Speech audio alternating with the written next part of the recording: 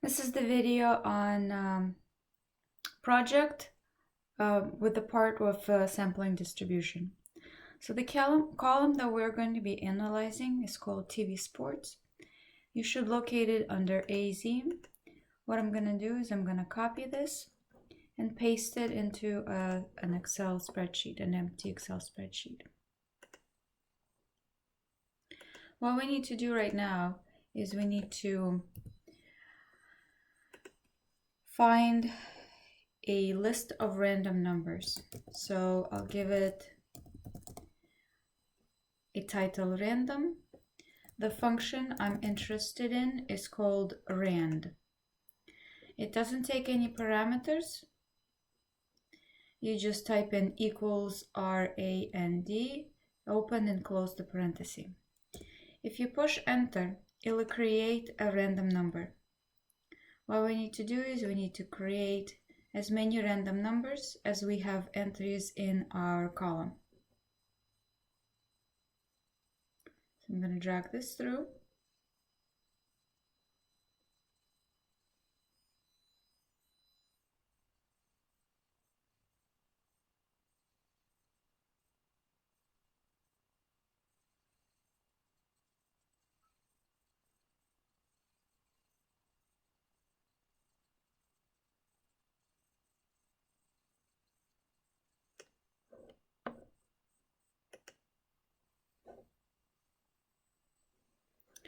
I dragged this through and I reached the end of my data set.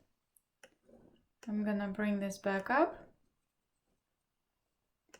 and the issue with this function is every time you open and close the file, it will regenerate new random numbers. So what we need to do is we need to fix the random numbers that it got us for us. So what I'm gonna do is I'm gonna highlight the column, go Control C, and use a different pasting version where I'm going to paste only the values. So you need to click on the little triangle on the bottom and the 1, 2, 3. If you escape out of this, you'll notice that this is no longer a function but rather a number that the Excel generated. And what we need to do is now we need to order these. I'm going to go down to AZ, go smallest to largest, and expand the selection. At this point, it gave me random samples, and I can take samples of any size when I need it. What we need to do is we need to do this as many times as we can. An easy way to kind of go around and still be able to illustrate the central limit theorem is these are random enough, and you can end and start at any place taking samples of size 9. So in here I'm going to construct another table or another column, and I'm going to call it sampling. I asked you to take random samples of size 9. What we need to do is we need to find the average of a sample. So I'm going to use the average function and take the first 9 values.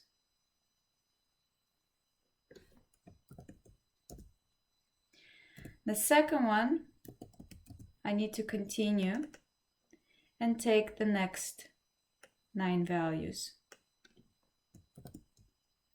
It's easier to keep track if you skip the tens and just go 21 to 29, and then skip the 30 and go 31 to 39, and then you're going to continue doing this as many times as you can. You can also go up, kind of copy, push enter, paste, and then change these to say 40, 40, so 41 to 49, paste again, 51 to 59. And what we want to do is keep going and make sure that you have at least 30 of these entries. My recommendation is around 50 entries. That way you will start seeing the results of the central limit theorem easier. I went ahead and created more of these values. As you can see, like 361 to 369. I went down and created my sample. It has 39 numbers. Yours might have more or less. The more numbers you have in this column, the easier it will be to see the result of the central limit theorem. What we want to do is we want to be able to answer the questions that are proposed in the project.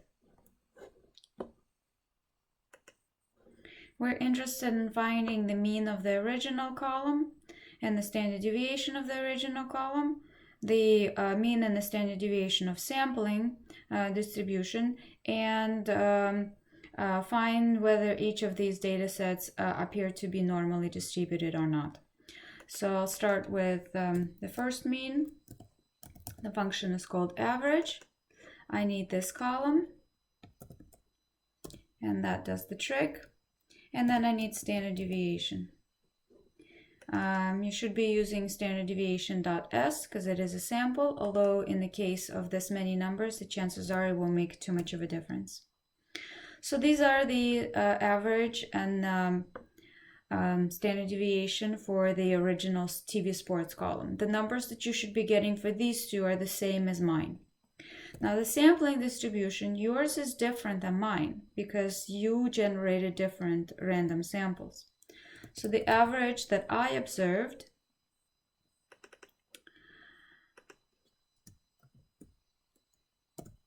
was 3.59, and the standard deviation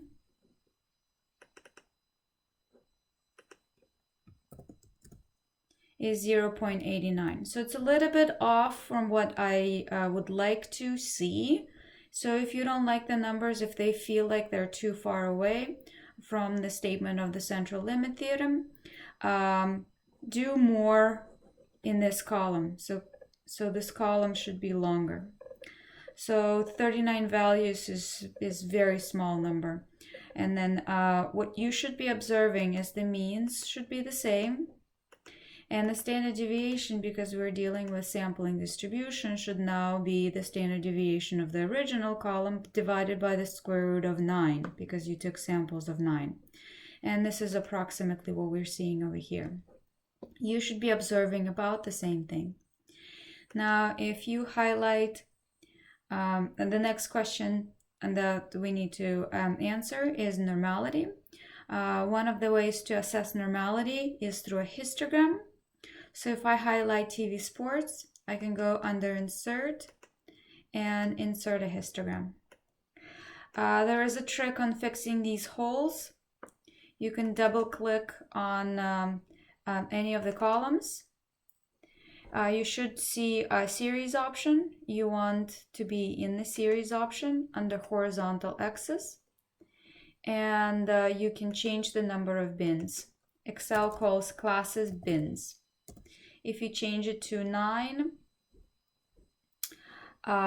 you have a distribution that is, you don't have any gaps. If you need to insert those gaps, if you don't like the way this looks, there is a way to do that. Let me kind of go out of this one and double click on that again, and there's your gap width. So if you change it to 3%, you will now be able to see a little distinction between them. All right, so as you can see, the original distribution is skewed to the right. You have the highest column right around that 1, and then it slowly goes down from there. If you need to construct the sampling distribution, or you need to assess the normality of the sampling distribution, if you highlight this, the chances are it won't give you, because Excel can't recognize this top column. So in my Excel, it doesn't recognize it. So I will undo this, and instead of highlighting a column, I will highlight just the values. It's not that many. You should have in the vicinity of 50, maybe a little bit more than what I have right now. And under insert, you insert a histogram, and again, you want to maybe increase some gaps if it doesn't increase it for you automatically.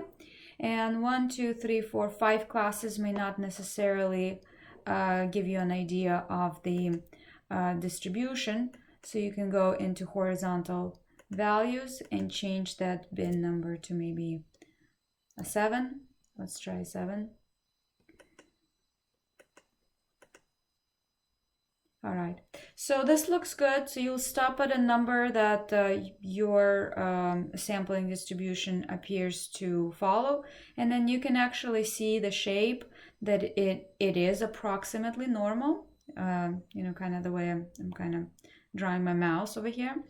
So this is the illustration of the central limit theorem, and I would like you to kind of go through the motion of the project and be able to see for yourself that if you generate random numbers and you create your sampling distribution, you will see or you will observe about the same, so that the means about equal and the standard deviation would go down by a factor of 3 because we took samples of size 9. Remember that your final presentation should not be the original Excel file. What I'm looking for is your findings, so assessment of normality, the mean, the standard deviation, and your sample and your statement connecting to the central limit theorem. Also, your presentation should look like a presentation. It should not include the original data, and I should be able to open it in Canvas. PowerPoint presentation or PDF formats of any document are all good options. If you have any questions, email me.